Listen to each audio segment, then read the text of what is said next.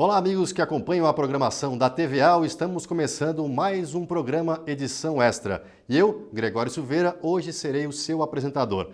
Trataremos de assuntos que repercutiram na semana da Assembleia Legislativa de Santa Catarina, como os novos depoimentos da CPI, tem também os impactos da pandemia no turismo de transportes de passageiros, a mudança na questão da porcentagem do IPVA que deve ser investido em rodovias.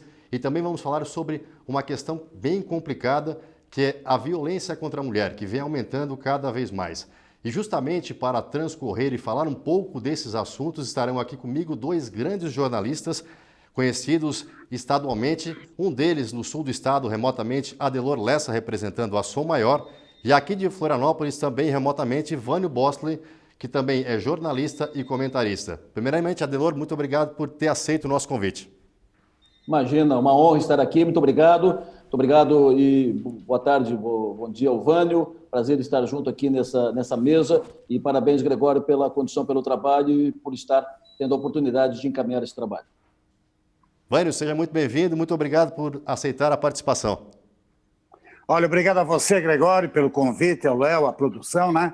E também aproveitar aqui para cumprimentar um grande jornalista, Adelor Lessa, que tivemos a oportunidade de dividir bancadas, né? Então, TV Cultura, muito bom falar com você, com ele e com nossos telespectadores. Então tá todo mundo em casa, né? Eu já passei pela escola do Lessa e já passei pela escola do Vânio Boston, então hoje vai ser um bom bate-papo aqui. Senhores, então nós vamos começar sobre a questão dos novos depoimentos da CPI dos respiradores, dentre eles o controlador-geral do Estado, Luiz Ferreira, que voltou a falar para os deputados e os deputados ficaram insatisfeitos por ele não ter colocado algumas coisas que lhe foram perguntadas. O que vocês acharam desse depoimento dele, algumas questões que podem ser colocadas aqui a público com relação à CPI dos respiradores? Adelor. Olha, o Gregório, primeiro quero dar um abraço no Vânio, apenas o cumprimentei na formalidade. O Vânio, eu tive o privilégio de trabalhar junto, como ele disse, dividimos bancada, um belo profissional, um grande parceiro e importante trabalhar com ele, é uma referência no jornalismo de Santa Catarina. Eu te digo, Gregório, que os dois depoimentos do professor Luiz Felipe foram decepcionantes, do ponto de vista das revelações previstas, o que ele tem a contar. No primeiro, por exemplo, o depoimento serviu para mostrar que não há controle nenhum do Estado, a controladoria não controla, ponto. E o segundo depoimento, que foi dado em função do que ele havia declarado à imprensa e havia dado mais informações mais importantes que ele havia passado no primeiro depoimento, ele foi levado à CPI e, de novo, não disse quase nada, praticamente nada. Então, foram dois depoimentos decepcionantes do ponto de vista do conteúdo, do resultado, do efeito prático. Até agora, a CPI, entendo que teve vários depoimentos importantes, mas aqueles dois da semana passada, do Zé Lourenço e da Débora, foram os depoimentos esclarecedores, arrebatadores. A CPI já pode, inclusive, começar a encaminhar para o seu relatório final, porque a CPI não vai condenar, não vai indiciar, a CPI vai levantar indícios. Salvo o melhor juízo, os indícios já estão todos aí, já informações suficientes para ter conclusão e parecer final da CPI. Ela já, em princípio, salvo o melhor juízo, já cumpriu o seu papel. Está tudo claro ali o que aconteceu, o que foi feito na gestão pública. Então, a CPI, até agora, entendo, cumpriu o seu papel, que é de investigar, esclarecer, buscar informações, desatar nós, fechar pontas. Acho que ela fez tudo isso e acho que agora, a partir de agora, há poucos dias, é fechar a CPI e encaminhar para o Ministério Público para que providências sejam tomadas. Vânio, na sua opinião, como é que foi essa participação, essa segunda participação do controlador-geral Luiz Ferreira nessa CPI? Bom, tudo com o controlador-geral do Estado, de dúvidas, de interrogações, já começaram no primeiro depoimento dele, quando ele não foi decisivo, apesar da inteligência, do currículo que ele tem profissional, parece que desconhecia tudo, chegando ao ponto, por exemplo, na primeira oitiva, de dizer claramente que não conversava com o governador e não tinha nem o telefone do governador.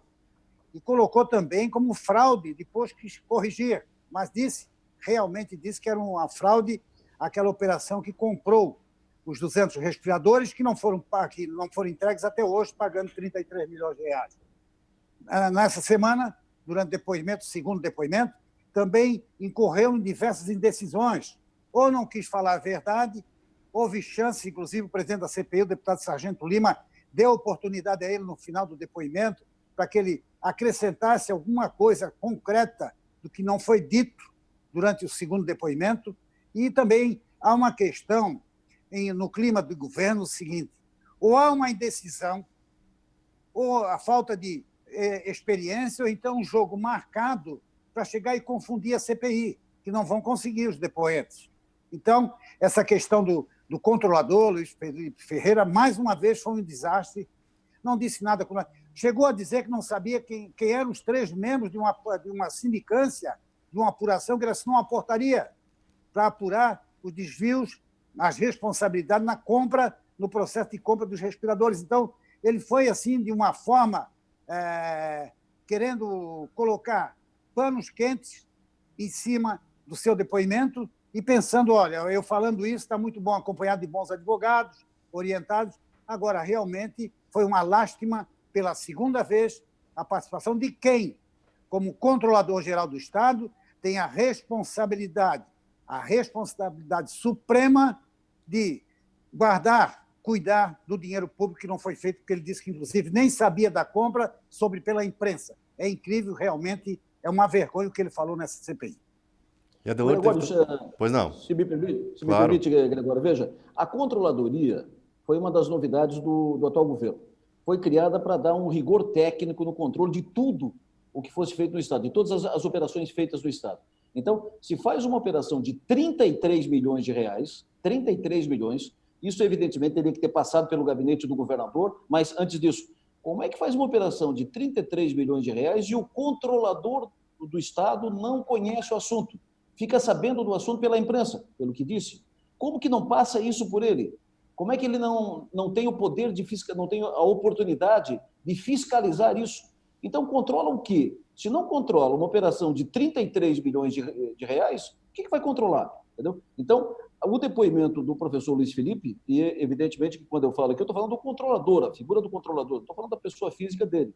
Estou falando do controlador, o depoimento dele, tanto o primeiro e o segundo depoimento, foram depoimentos decepcionantes por isso, porque mostra que a controladoria não controlava, o controlador não tinha controle e o processo não funcionava, né? Então, a CPI mostra também que o governo vinha como um balaio de siri, né? Você puxa um problema, vem outro problema, que vem outro problema, é tipo um queijo suíço, né? Furo por tudo que é lado.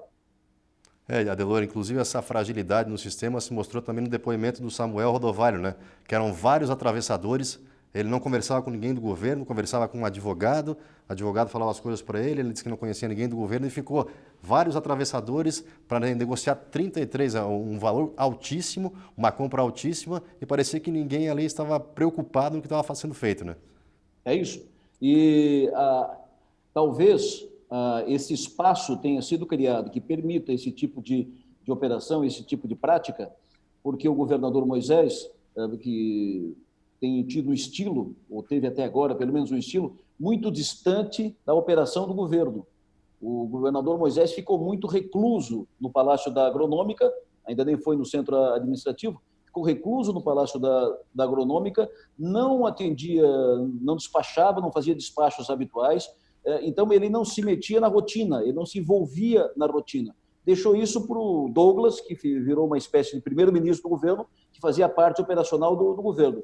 E aí as coisas andaram, em princípio, sem o conhecimento dele ou sem o consentimento dele, mas, enfim, as coisas andaram e ele à distância. E aí as coisas falaram por ele, né? Mandaram fazer por ele. Vocês viram nos depoimentos, o governador disse para fazer isso, já falei com o governador, tem que ser isso, tem que fazer aquilo. Aí tem o hospital de campanha, que não saiu, mas quase, né? Aí tem a história dos respiradores, e tem mais outro problema, e vem vindo, né? Tem as histórias da SCPAR, e aí tem outras nomeações. Então, o governo que tinha o compromisso de ser, não era um governo político, não era um governo de gestão tradicional, que nós, pelo menos foi dito isso, era um governo que era marcado, pelo menos foi assim que foi anunciado, um governo técnico, com rigor absoluto, controle absoluto. Mas o que não teve foi isso, controle, rigor técnico e as operações feitas, muitas não republicanas, nada republicanas. Ivânio, surgiu até a questão do nome agora do Amândio Júnior, né? Que ele esteve numa conversa aí tempos atrás com o Rodovalho, que falou que não estavam falando sobre os respiradores, mas com algo estranho que abriu então agora o convite para que ele esteja nessa CPI também, né? O Amândio, que agora é secretário da Casa Civil. Ele apareceu numa foto, né?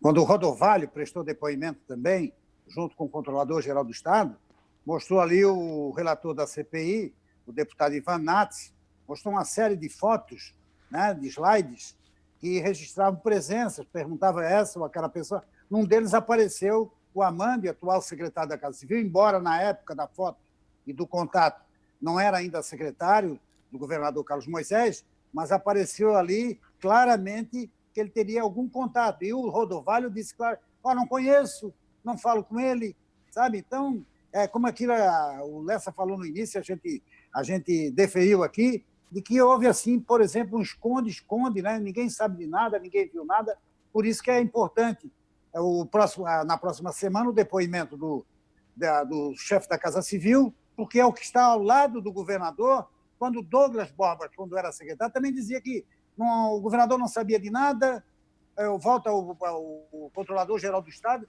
disse que fez investigação, mas fez investigação depois do rombo feito, depois do crime cometido da empresa que não entregou os respiradores. Ele disse, comuniquei à Procuradoria-Geral do Estado, à DEIC, à polícia, enfim, ao Ministério Público, mas tudo feito depois. Só daí que ele soube, de mais uma vez, como disse, pela imprensa, que tinha dado esse rombo no Estado, essa irregularidade na compra dos respiradores. Realmente, é muita interrogação, não há clareza. Quando o Lessa falou do governador técnico, o governador está enclausurado na Casa da Agronômica desde que assumiu o governo, no ano passado. Primeiro, sob a justificativa de que a área do centro administrativo está sob reforma, tudo bem. Só que o governador não sai da Casa Agronômica, o governador não vai ao interior, está indo agora, depois que surgiu o pedido de impeachment contra ele, mais um, na Assembleia Legislativa, depois que ele está sub júdice no Superior Tribunal de Justiça, é que o governador fez 2 ou 3 viagens aqui para o interior, no mesmo dia voltou. Então, o governador não conversa, desfez, por exemplo, um relacionamento ótimo que teria que ter. Olha o exemplo do presidente Jair Bolsonaro. Está pagando feio porque deixou o Congresso de lado. Tem que conversar, seja centrão, seja esquerda, seja contra, a favor. O executivo, o governador, o presidente tem que conversar. O governo vai ser técnico, tudo bem. Agora, o legislativo também é uma peça fundamental nas questões de governo, de resolver soluções. Mas não conversava nem com os deputados da sua bancada, do PSL, chegou a perder todos, e todos eles são hoje arqui-inimigos do governador Carlos Moisés, politicamente. Olha, em relação ao Amândio, é importante ressaltar que esse episódio dos respiradores e da compra e da operação, o Amândio já não estava mais no governo. O Amândio saiu no final do ano passado e saiu, inclusive, por problema de divergências internas com o secretário de Desenvolvimento Econômico da época. Saiu do governo, estava fora. Então, e voltou agora, quando esse episódio dos respiradores já tinha sido, digamos, concluído do ponto de vista da operação no governo. Só para a gente não ter... não misturar os tempos, né? Segundo, o Vânio cita bem, puxa para cá o exemplo do presidente Bolsonaro.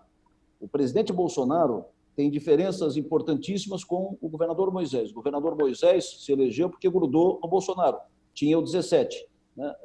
Mas os dois têm diferenças importantes do ponto de vista da situação de hoje. Veja, o presidente Bolsonaro tem problemas com o Congresso, com as instituições, mas ele está lá negociando com o Congresso e negociando, salvo o melhor juízo, republicanamente. Né? Está negociando tem maioria no Congresso, já numa negociação política, já conseguiu maioria no Congresso, que dá uma estabilidade para o governo. Ele tem relacionamento com o Supremo, está fazendo agora relacionamento com o Supremo Tribunal Federal, com outros poderes.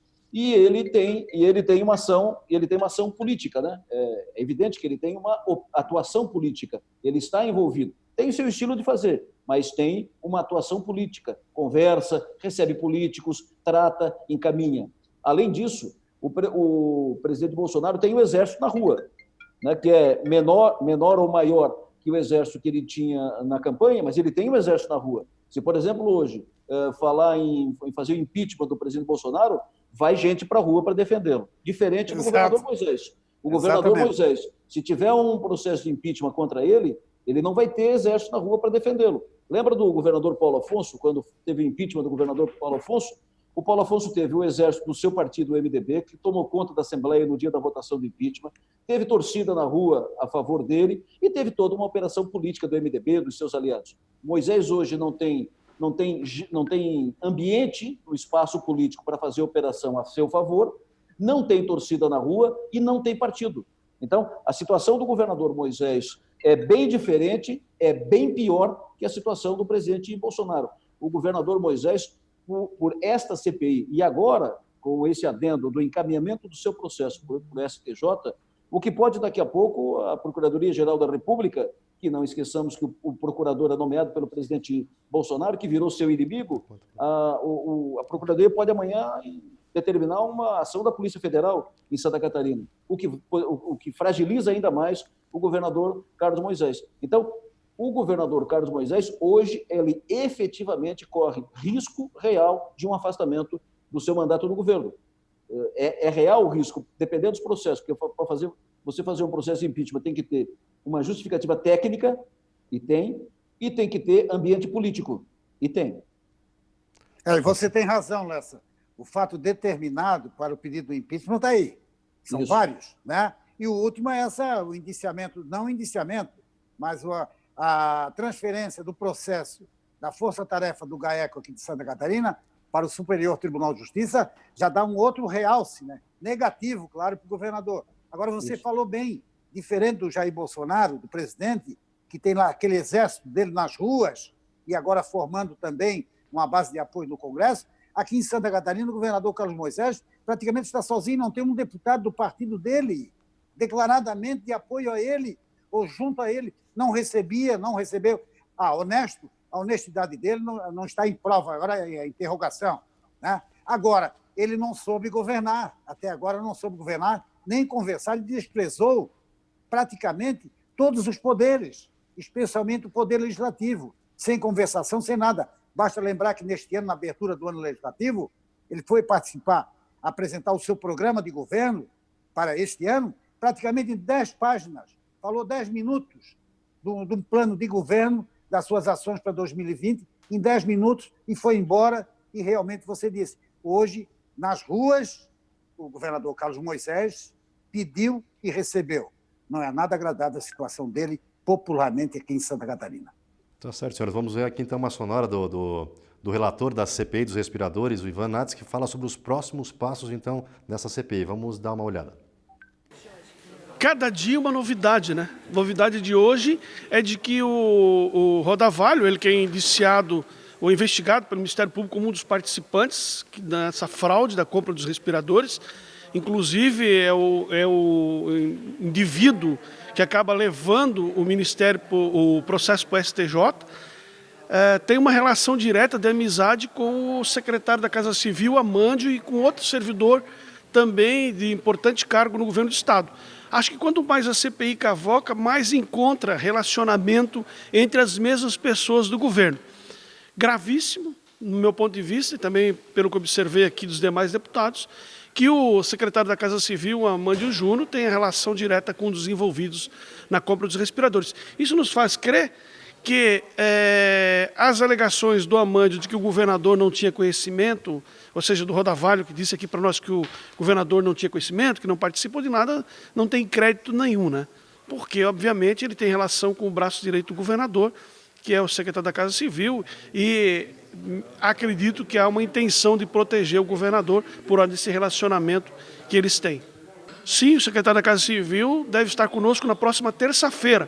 Acho que ele tem muito para falar com a CPI, para falar com os catarinenses.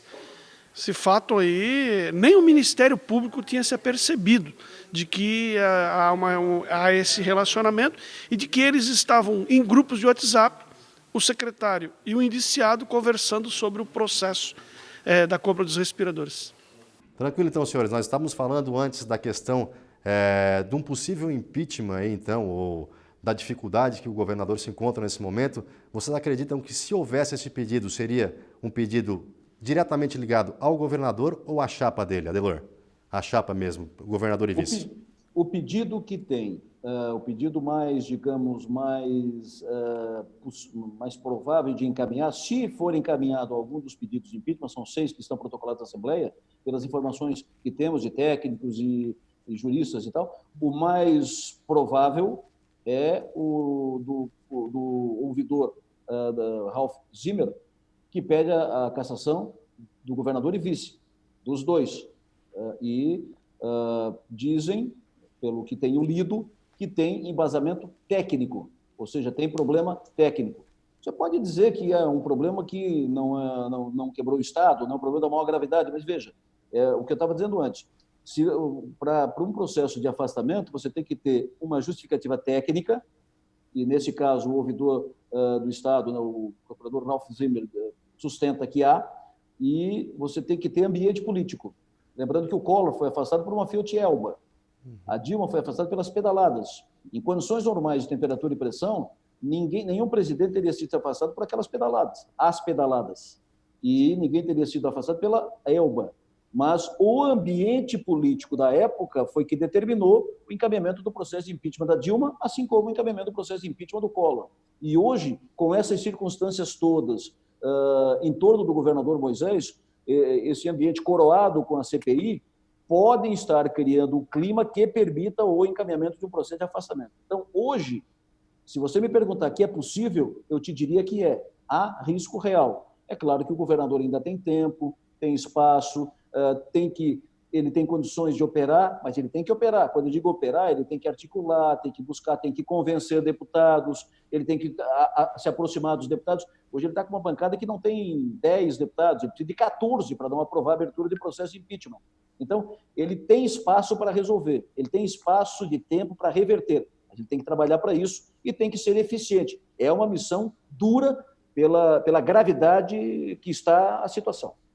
Vânio, então você acha que agora é hora do governador aparecer politicamente, sair um pouco lá de onde ele está, para também articular um pouco mais, para não ficar essa mancha, no caso, ou esse problema, se mostrar mais presente, é isso? Olha, realmente o Lessa tem razão. Politicamente, o governador hoje não tem um apoio para bancar, né, a sua permanência no cargo, o seu não afastamento. O próprio deputado Ivan Nassi, nessa declaração dele, que é relator da CPI, diz claramente que ele fez, assim que saiu a transferência do processo, a levada do processo para Brasília, ele no mesmo dia já fez uma consulta à Procuradoria-Geral da Assembleia para que colocasse como fato determinado o afastamento do governador Carlos Moisés. Então, ele não tem, lembro do Collor, o Lessa falou do Fernando Collor, à época o Fernando Collor, quando estava já com a corda no pescoço, na forca, realmente, pediu à população que fosse de verde para as ruas. Foi de preto. No outro dia, não tem apoio nenhum. Assim é o governador Carlos Moisés. Ele tem que procurar conversar com os líderes, aqueles que têm experiência política, administrativa, inclusive, muitos deles já foram presidente da Assembleia, outros já assumiram o governo do Estado, tiverem outros cargos públicos, tem que ouvir. Agora, não pode deixar para a última hora ficar enclausurado na agronômica, como ele fez essa semana durante a entrevista coletiva, dizendo que, olha, minha vida, o meu currículo é transparente, de uma vida honrada como militar, no Corpo de Bombeiros, no sul do Estado, não tenho nada a temer e quero rapidez na investigação pelo STJ, seja pela Polícia Federal ou seja pela Procuradoria da República. Enfim, tem que sair do assento, tem que sair da cadeira, da poltrona e conversar claramente. Não é negociar, conversar e tentar convencer os parlamentares, principalmente, que serão os juízes de um provável pedido de impeachment e de afastamento,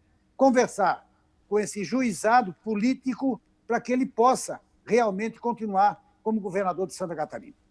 Olha, o Vânio tem razão, e eu acrescentaria, se me permite, o seguinte: o governador tem convicção, e a gente sente isso nas entrevistas, e também quando eu o entrevistei, eu sempre ouvi isso dele, ele sustenta, ele tem esse convencimento de que ele tem apoio de 70% da população, de que a maioria absoluta da população está a favor dele, briga por ele e defende o seu mandato. Não é o que a gente sente na rua. Pelo menos eu posso estar conversando com as pessoas diferentes com as quais o governador conversa. Não existe essa mobilização na rua a favor do seu mandato, da preservação do seu mandato. Então, o governador tem que, o Vânio disse bem, sai da clausura, vem para a rua e vai conversar com as pessoas. Quando eu digo, o Ilvânio diz, tem que negociar com os poderes, não é negociar, é negociar. Negociar é conversar, é exercer o diálogo, é exercitar o que é básico no processo democrático, né? É parlare, é conversar, ir no parlamento, sai de lá, vai conversar com os deputados, senta com o deputado Vânio Bosley, né? E diga, olha, qual é a tua dúvida? Olha, é assim, não, mas eu tenho isso, mostra, convence e tal. Eu fiz aqui, no blog que tenho, eu fiz uma vez uma nota dizendo que o governador tinha 16 votos, o que seria suficiente para afastar a possibilidade de impeachment. E dei os nomes. Foi uma correria. Por quê? Porque os deputados passaram a ser cobrados.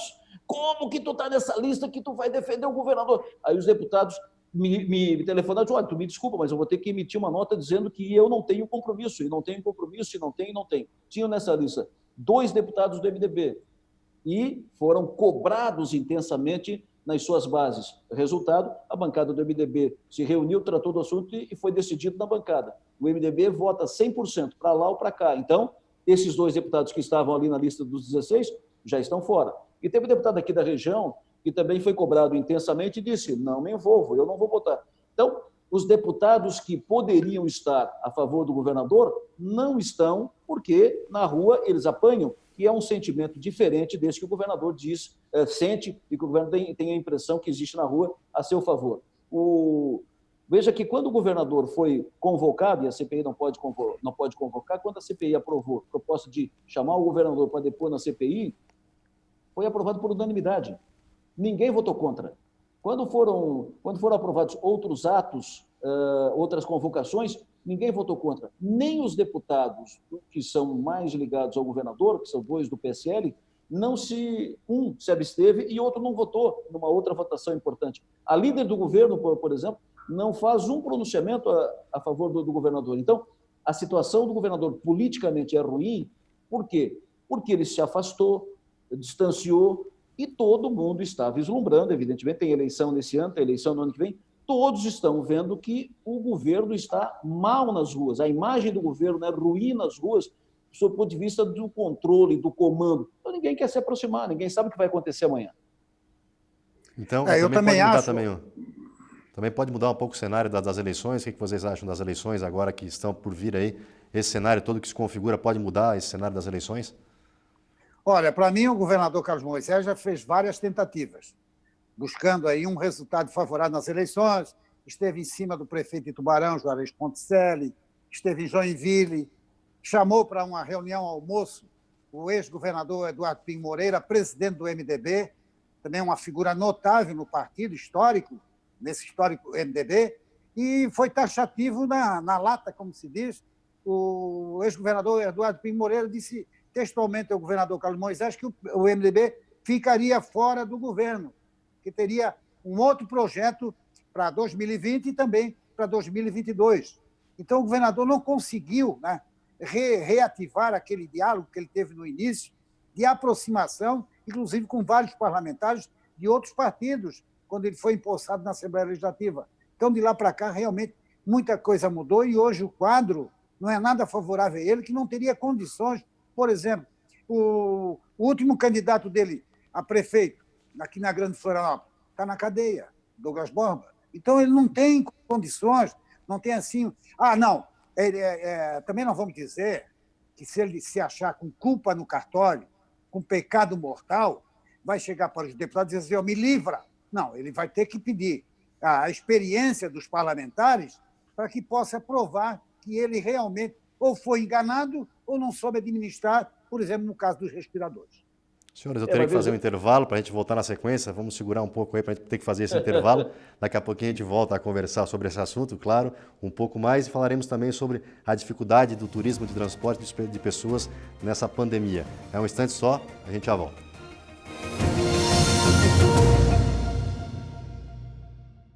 Estamos de volta com o programa Edição Extra e hoje nossos convidados são Adelor Lessa, diretamente de Criciúma, e Vânio Bosley, remotamente aqui de Florianópolis. No primeiro bloco nós falamos sobre a CPI e agora nós vamos falar sobre a questão da pandemia que vem impactando em vários setores. Alguns representantes do turismo de transporte de pessoas estiveram na Assembleia Legislativa justamente para reclamar dessa diferenciação do transporte de passageiros terrestre e a questão das passagens aéreas que estão sendo vendidas ainda, e a dificuldade está sendo muito grande. O que vocês acham, Lessa, nesse momento, desse setor que vem sendo impactado, já que o Estado tem esse viés de turismo mesmo, até mesmo para transporte de outras pessoas que vão para outros estados comprar, fazer compras, para movimentar o seu negócio?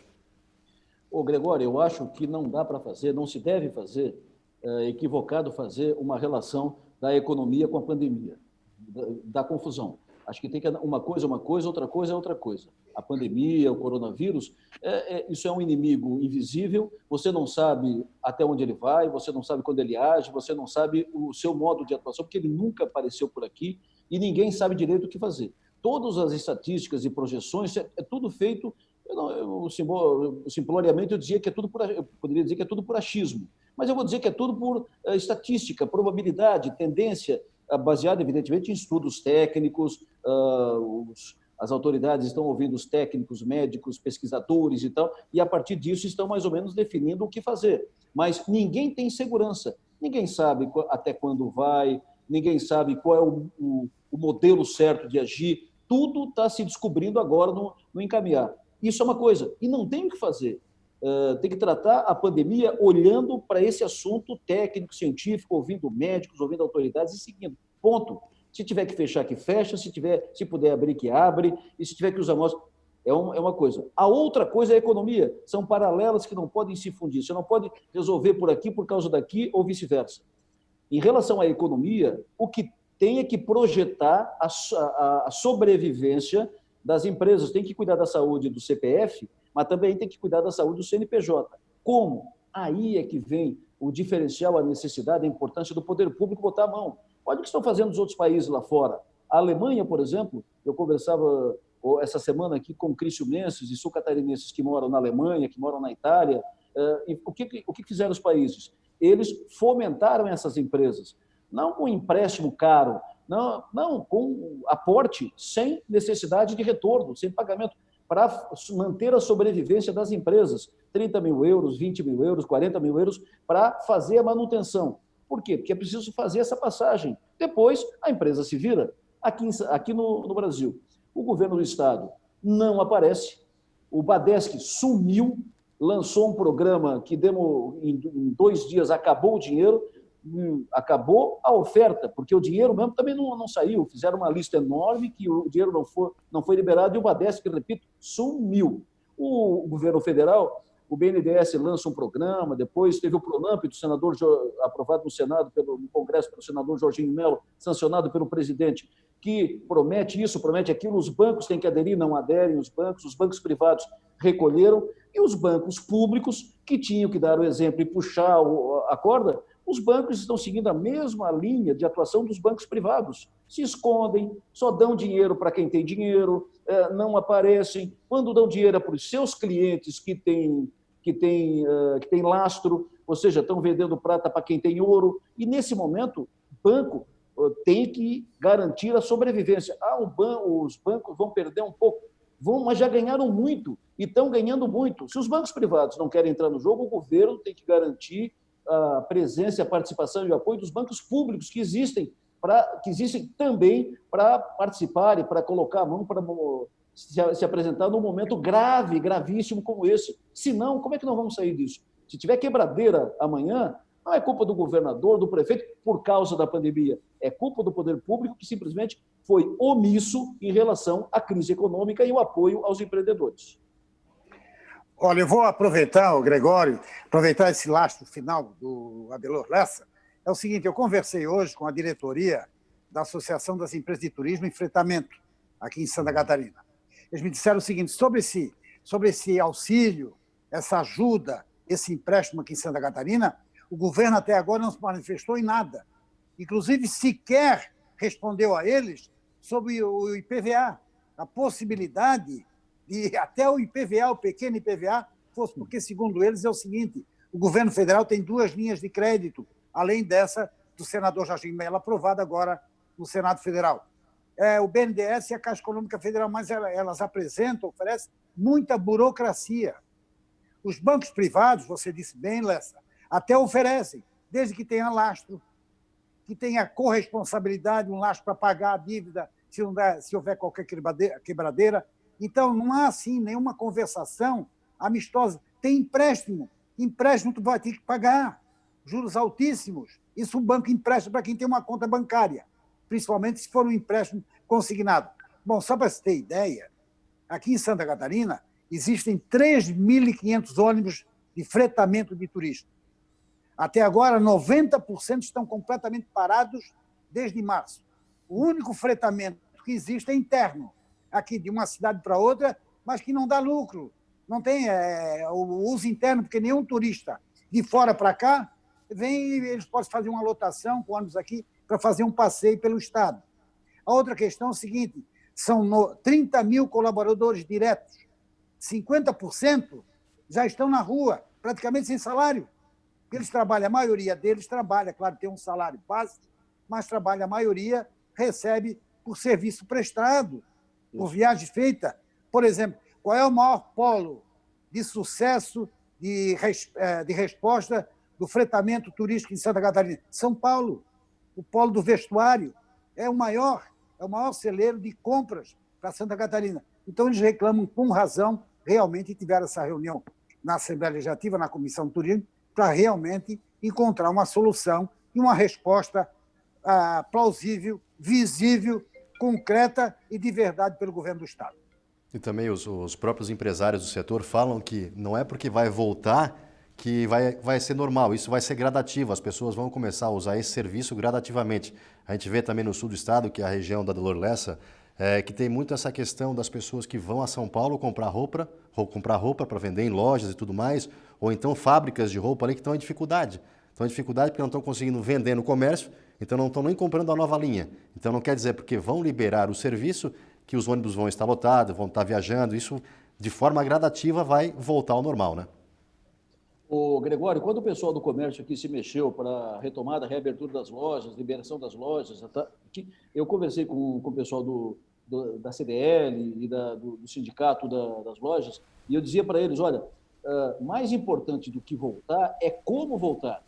Porque nesse momento, voltar, vocês não vão ter lojas, vocês não vão ter clientes, né? As lojas vão ficar as moscas. E aí vocês vão voltar com 2 meses sem faturar, com 2 folhas para pagar, com despesas para pagar. Então, mais importante do que voltar é como voltar. Vocês têm que exigir do governo, porque vocês pararam não por vadiagem, não porque foram de férias, vocês pararam porque tinham que parar. Então, você tem que exigir do poder público, o Estado tem que dar a mão nesse momento, para que o Estado dê suporte para vocês, para que vocês possam voltar e ter gasolina, ter apoio, ter caixa, né, suficiente para fazer o giro da roda. Mas não, eles queriam voltar, porque queriam voltar, voltaram. O governo disse, então tá bom, vocês querem voltar? Pode voltar. Voltaram. E aí, fale com eles, fale com os comerciantes. Eles estão apavorados, os depoimentos dos comerciantes e donos de bares e restaurantes, os depoimentos são emocionados, porque não tem giro. Eles tinham receita de 10, estão com receita de 2 e estão com 15 para pagar. E como é que faz? Então, o poder público, eu não vou dizer que está sendo irresponsável, mas está sendo omisso nessa questão. Está na dele, cobrando os seus impostos, porque o governo do Estado está cobrando o ICMS como cobrava, cobrando outros tributos, o governo federal cobrando os seus impostos, no máximo posterga, mas vai cobrar, né? E não está oferecendo retaguarda. Repito, os planos apresentados pelo governo federal, pelo governo do Estado, até agora o Badeschi sumiu, desapareceu. Os planos oferecidos pelo governo federal estão anunciados, o ministro fala isso, o outro fala aquilo, mas os planos não estão chegando aqui na base. Vânia, é complicada a situação, né? Em todos os setores, né? Olha, difícil está o setor, o Lessa também disse mais uma vez muito bem. Quer dizer, essa pandemia não tinha data marcada para acontecer. Assim como foi uma surpresa, o imprevisto para a sociedade, foi para também os órgãos administrativos, órgãos de governo. Agora, claro que quem está do outro lado, ou seja, o governo, tanto federal como estadual, teria mais condições de dar um socorro, sabe? Claro, a ansiedade de abrir o seu comércio, qual é a pessoa que não tem, qual é o comerciante que não quer? Veja só agora essa situação que acontece em Florianópolis. Está havendo uma reviravolta, sabe? Uma repercussão do comércio, dos estabelecimentos, dos shoppings, de todos, que sabem que vão perder, vão continuar perdendo, porque muitas pessoas já não estão frequentando com tanta assiduidade como era antes da pandemia. Hoje há muito cuidado, embora muita gente desrespeite as regras sanitárias, esteja aí sendo colocada no hospital e a maioria paga a conta em função do desrespeito constante de muitas pessoas. Agora, realmente, a situação do Brasil não se sabe ainda, eu não sou economista, sabe? Eu vivo de notícia, mas realmente vai ter que trocar, né, esse perfil, esse jeito, a começar de dentro de casa, né, que já está começando. E fora de casa, inclusive, ou na casa comercial, vai ser bem diferente quando terminar essa pandemia, quando houver um alargamento, um afrouxamento legal desse isolamento social, dessa quarentena. Inclusive, nessa semana... Pois não, Delor? Pois não. Não, eu nunca fui simpático à ideia de privatização da Caixa nem do Banco do Brasil. Respeito àqueles que pensam diferente, mas eu nunca fui simpático a isso. Agora, um momento como esse é um momento em que, da forma como está a situação, as pessoas vão perguntar inevitavelmente para que banco público, se numa hora dessa o banco público, numa hora tão importante, o banco público tem a mesma postura do banco privado. Então, público para quê?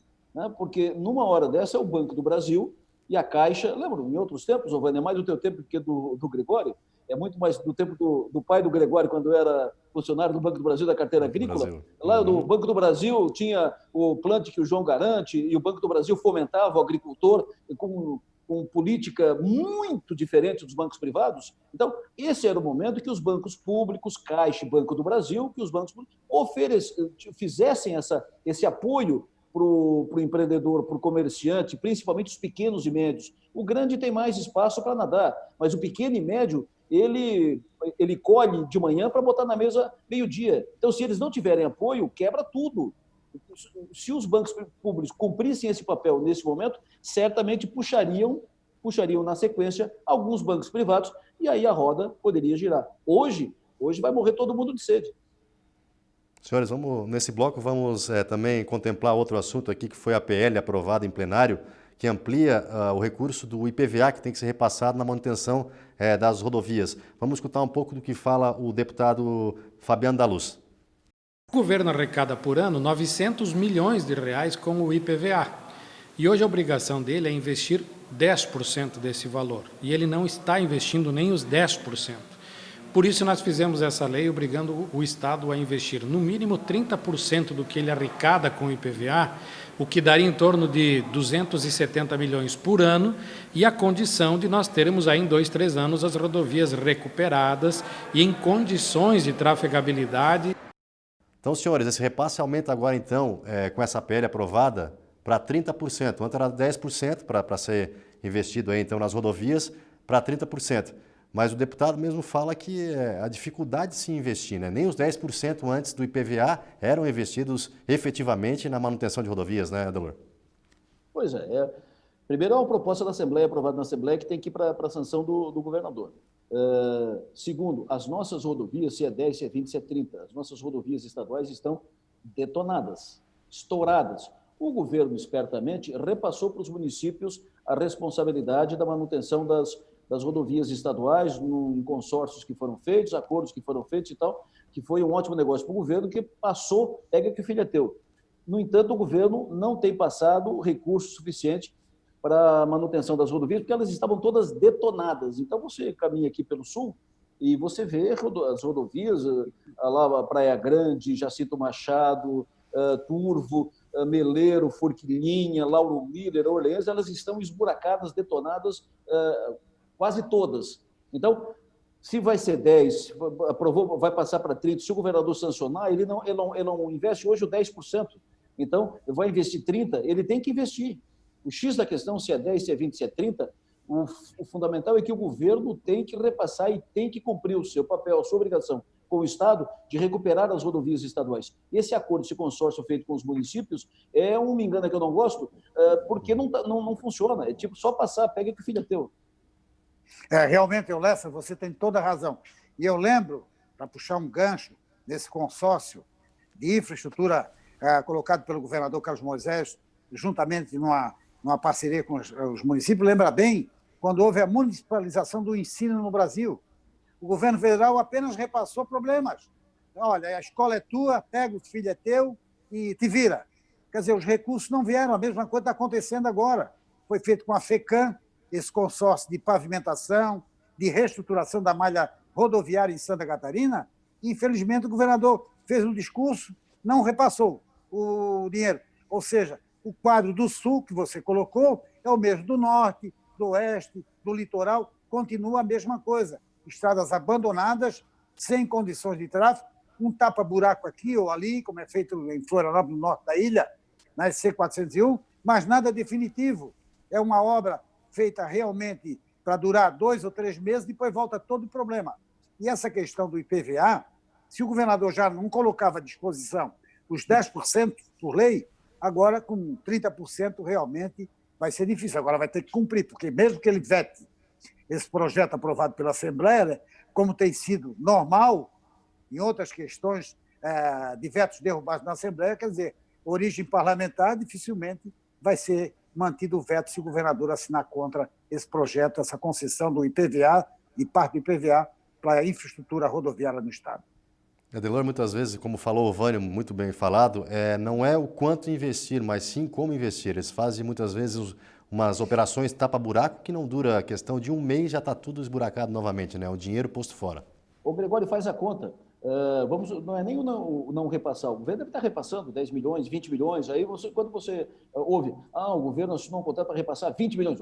20 milhões, está tudo resolvido. Daí você pega 20 milhões, aqui na região carbonífera são 12 municípios. Então, você vai dividir os 20 milhões pelos 12, vai dar, na média, 2 milhões por município. Acabou o dinheiro, entendeu?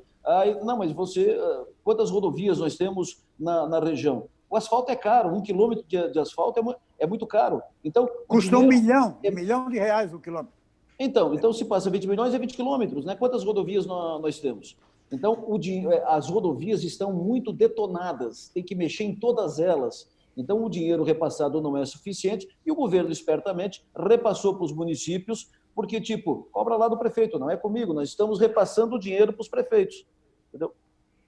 O problema é que eles jogam para frente, né? Então nós vamos fazer um breve intervalo, daqui a pouco a gente volta aqui com edição extra e vamos falar da violência contra a mulher, as políticas públicas para evitar esse tipo de violência. É um instante só, a gente já volta.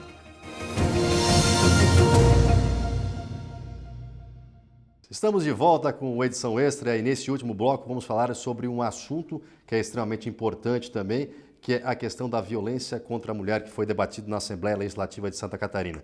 Estão conosco aqui hoje Adelor Lessa, diretamente do sul do estado, e aqui de Florianópolis, Vânio Bosley. Mas antes de escutá-los, vamos ver o que falou a deputada Ada de Lucas sobre esse assunto. O percentual de feminicídio aumentou 22,2% nos meses de março e abril de 2020, em relação aos meses de 2019, mesmo mês. Ainda de acordo com os mesmos estudos, o percentual de lesão corporal contra a mulher diminuiu 25,5%, também considerando os meses de março e abril de 2019 e 2020. A queda no percentual, gente, não significa que as mulheres deixaram de sofrer violência, em hipótese alguma, mas sim que elas não conseguem fazer a denúncia.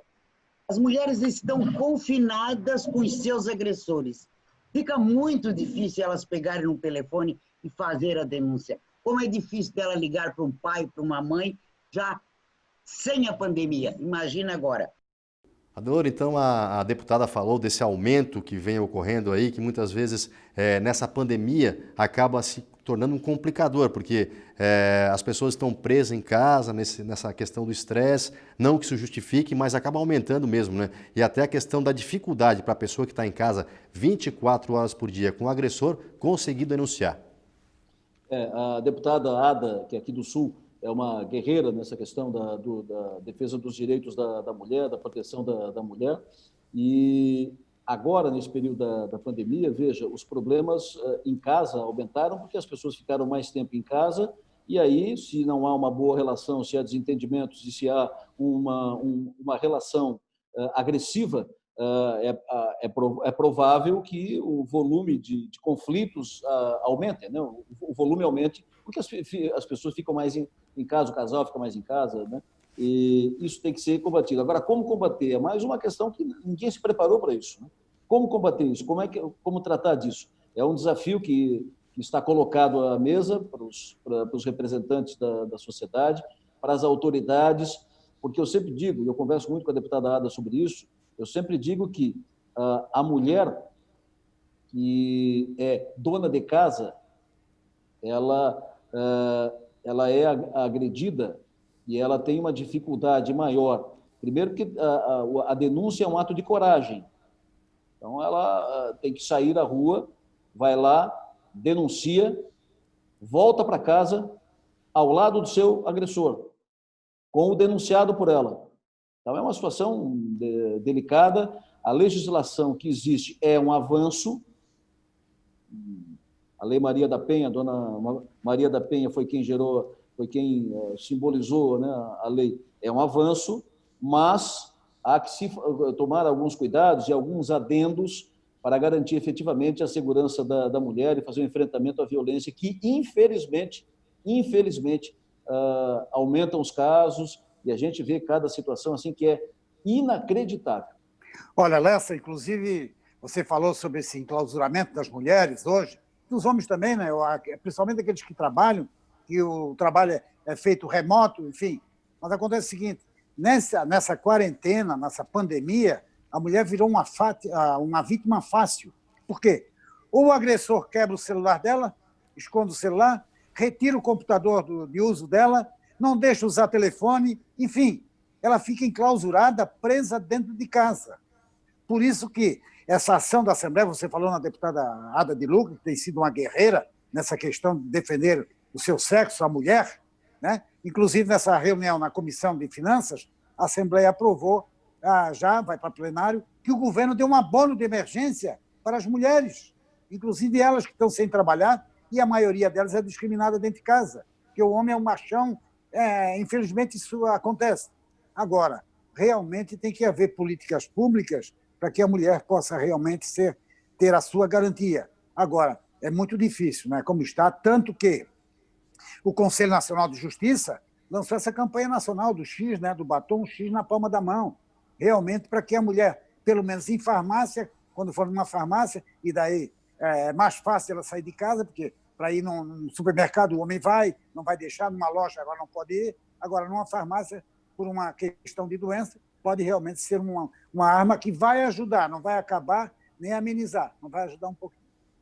Agora, como teve participando dessa reunião também na Assembleia Legislativa, a delegada Patrícia Zimmermann, que falou que são vários os canais agora que tem para se fazer a denúncia.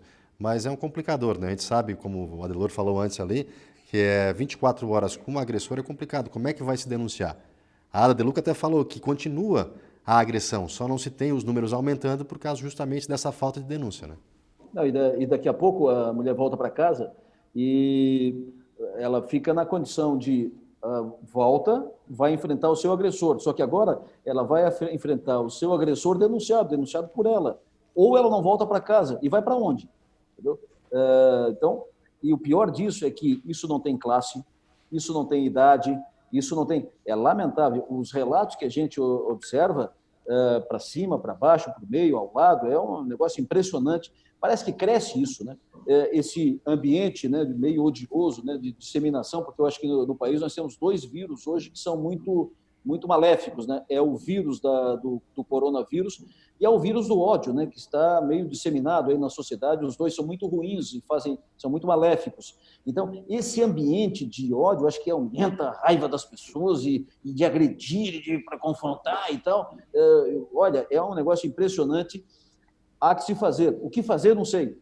O que fazer, sinceramente, eu não sei, porque tem essa dificuldade, né? Porque a mulher, principalmente a mulher que não tem uma atividade profissional, que fica em casa, e aí ela fica mais refém ainda do que as outras mulheres. É uma situação delicadíssima, é fundamental que as autoridades, Conselho da Mulher, Assembleia Legislativa, Bancada Feminina, e mais isso, e ONGs, é fundamental que trabalhem, que elas se movimentem e aceitem e atendam aos apelos e às reclamações e às denúncias e tal. Senão, a gente nunca reverte isso. Vânia, tem esse sentimento de posse também, né, Vânia? Tem esse sentimento de posse, né? Do é meu, a mulher é minha e tudo mais, eu mando, é por aí que vai. E também essa questão da violência, não só a física, mas a psicológica também, né? Várias mulheres sofrem isso diariamente. A posse, a propriedade, ela é minha propriedade, né? Meu objeto de uso pessoal, profissional, familiar, e eu faço o que eu quero. Então, realmente, é difícil, está difícil a situação. Na própria Assembleia, nessa reunião da Assembleia, nessa discussão sobre projetos que amparem melhor a mulher, que não deixem só a responsabilidade com o Estado, com a justiça, que é uma questão de justiça, realmente, acima de tudo, mas, por exemplo, que nos condomínios onde tem sido maior a incidência, nos grandes condomínios ou nos pequenos, sem escolher classe ou cor, realmente o Lessa tem razão, ou a violência contra a mulher. Então, que nos condomínios, por exemplo, pessoas possam denunciar, né? O vizinho possa denunciar, e em outros condomínios, tipo de condomínios também da mesma forma, para ajudar, para amparar, porque as mulheres, às vezes, vítimas, ameaçadas de morte, que fizer a queixa à polícia, outras se arrependem, voltam para casa para tentar conviver mais uma vez com o seu parceiro, não dá certo, ficam reféns, enfim, é uma questão muito difícil de resolver, com psicólogo, com médico, com remédio, realmente o ódio impera, infelizmente. Vânio, infelizmente, Gregório, essa questão do poder, né, do mando, é meu, é minha e tal, isso além de tacanho, é burro, né? Porque quem tem esse sentimento de poder, de posse, já perdeu, né?